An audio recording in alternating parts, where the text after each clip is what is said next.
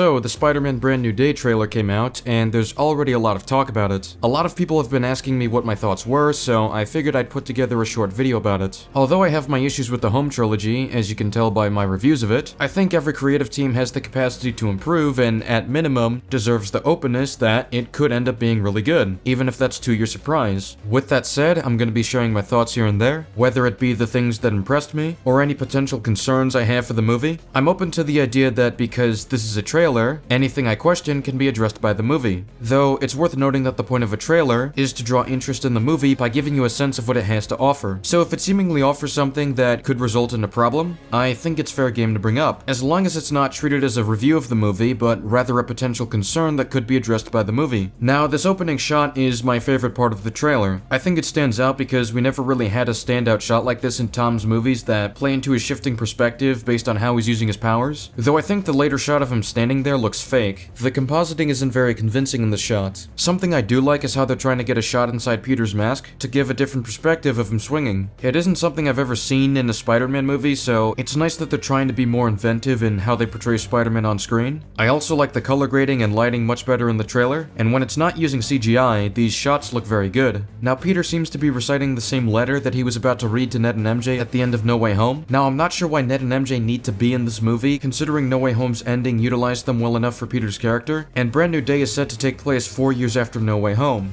The point of the coffee shop scene seemed to be Peter coming to terms with the fact that he can't just have Ned and MJ back and that they're better off without him, shown by him removing the note as he says there's nothing else he needs to say. Off the top of my head, I think the best justification they can rely on is to surface Peter's growth, perhaps realizing that he can try to start fresh with them, rather than relying on a note that recounts their history, while also realizing that Peter doesn't have to be alone in his life to still be a superhero. Though if Peter spends the movie learning to let go of the note, that would possibly undermine the ending of No Way Home, where Peter seemed to accept that he can't just restore what he lost. This all of course depends on how they execute it, and it absolutely is possible that they do it well. I just think it's a bit questionable to pick up after No Way Home's sense of finality by establishing that 4 years later, Peter still needs to accept that he can't just restore what he lost. I'm curious as to how they're going to handle Spider-Man's reputation in the city, since he's shown being given the key to the city. While the public has forgotten Peter Parker, they wouldn't forget Spider-Man. And before the identity reveal was even done, the allegation that Spider-Man killed Mysterio was shown first, and it seemed to be a huge sticking point even after the charges were dropped. Not to mention that Spider-Man would still be remembered for being at fault for bringing the supervillains to their universe, even if they forget the man behind the mask who said this. I accidentally brought those dangerous people here. Well,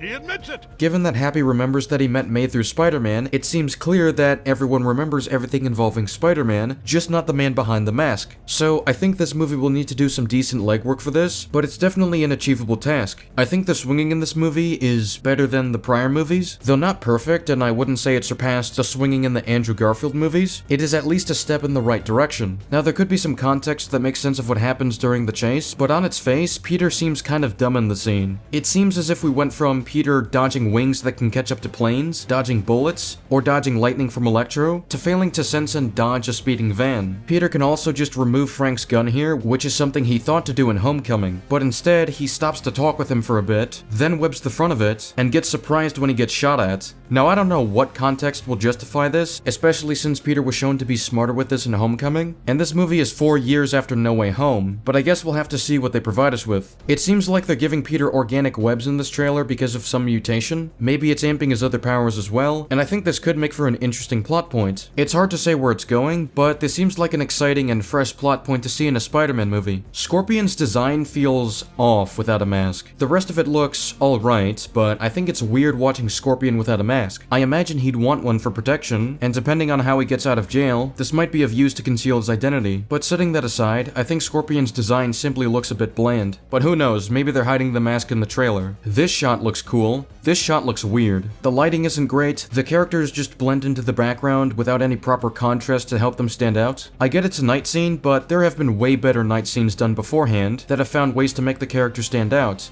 I will always be Spider-Man. Okay, it's insanely hard to fight with you if you keep agreeing with me. People have pointed this out many times, but the slow-mo shots look fake, and I'm inclined to agree. I think the last one looks fairly egregious as well, and I'm not sure why the trained assassins thought it was a good idea to jump off a building just to confront Spider-Man. It looks goofy and dumb. I'm also curious as to how the hand will end up returning. They'll definitely need a solid explanation for this. That pretty much covers my general thoughts on the trailer. I'm not super wowed by it or anything, but I think there are some improvements worth noting. There are definitely things that stand out as a bit concerning on the surface, but there's always a chance that some of this is revised or recontextualized in the movie. We'll just have to see. That's all I've got for now. Let me know your thoughts on the trailer in the comments below. I'll see you all later. Goodbye.